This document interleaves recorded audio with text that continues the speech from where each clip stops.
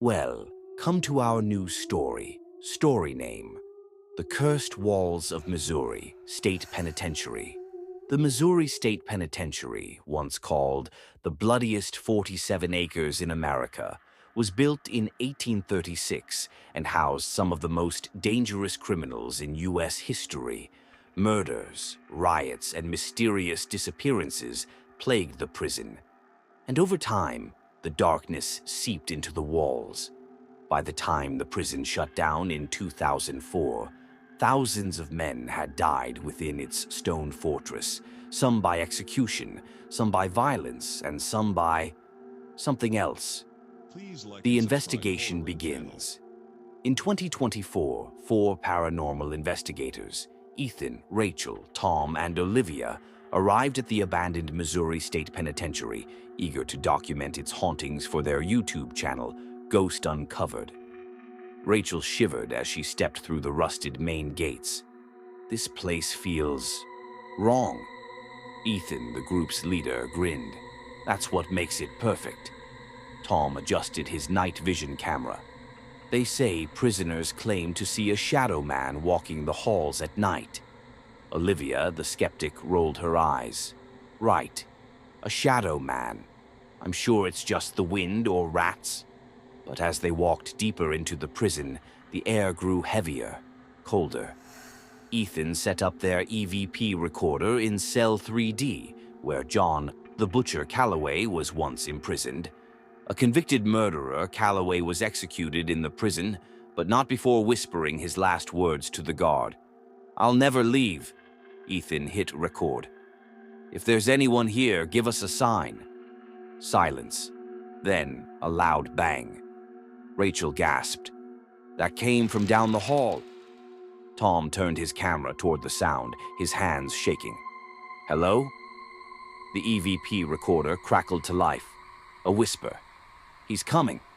The air grew ice cold. The metal bars of the cells rattled on their own. Rachel grabbed Olivia's arm. "This isn't the wind." Then they saw it. A tall, dark figure standing at the end of the corridor. It wasn't a man. It had no face, no features, just a moving shadow, pulsing like smoke. And it was watching them. Ethan's voice barely came out. "We need to leave." But the shadow lunged forward, and the corridor plunged into darkness. The darkness swallowed them. For a moment, everything was silent except for their own breathing. Then came the footsteps, slow, deliberate, echoing down the corridor. Rachel clutched Ethan's arm. "It's coming." Tom's night vision camera flickered, distorting the image. I can't see anything." Then a deep, rasping breath right behind them. Olivia spun around, shining her flashlight. Nothing.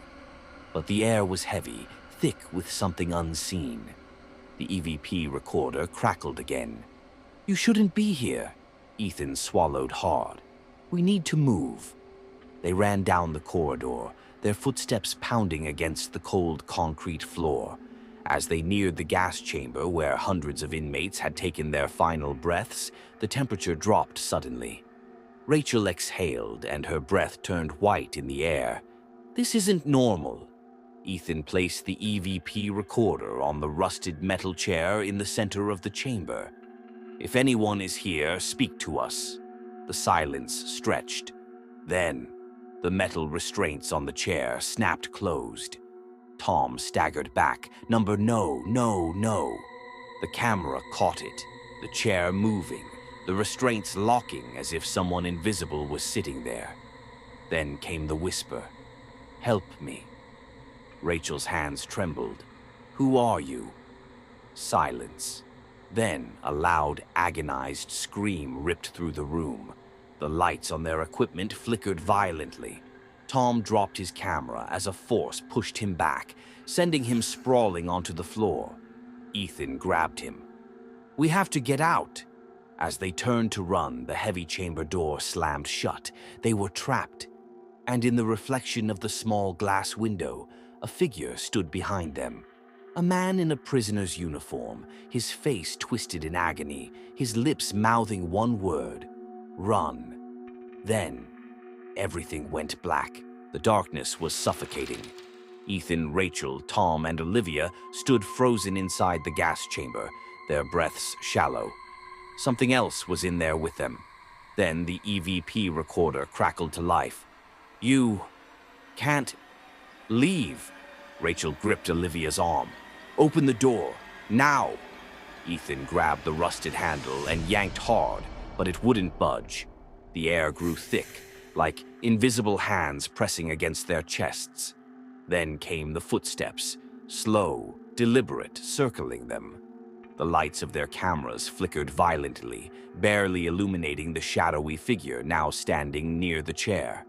Tom gasped. "It's him!"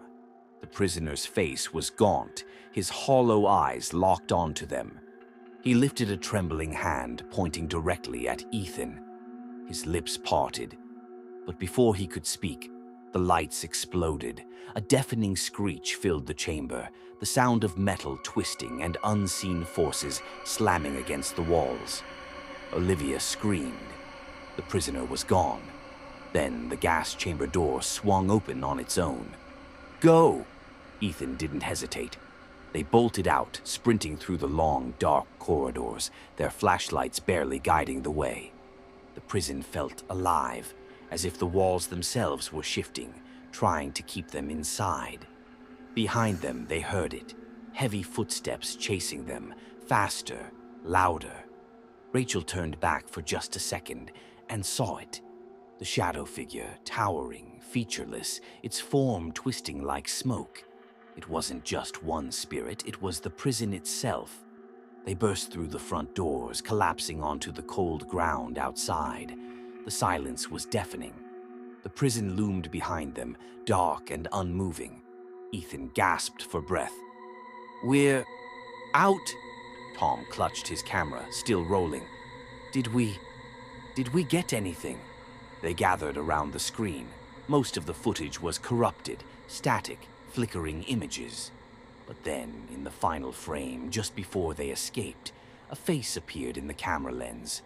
The prisoner. His lips moved. No sound came through, but they knew what he said. "You're not free." 1 week later, Ethan sat alone in his apartment, staring at the footage again. His hands shook. He hadn't slept since that night. Every time he closed his eyes, he heard the whispers. Then, in the silence of his room, his EVP recorder turned on by itself. A faint voice. "I told you, you can't leave." The lights flickered. A cold breath touched the back of his neck. And then, the screen went black. The end.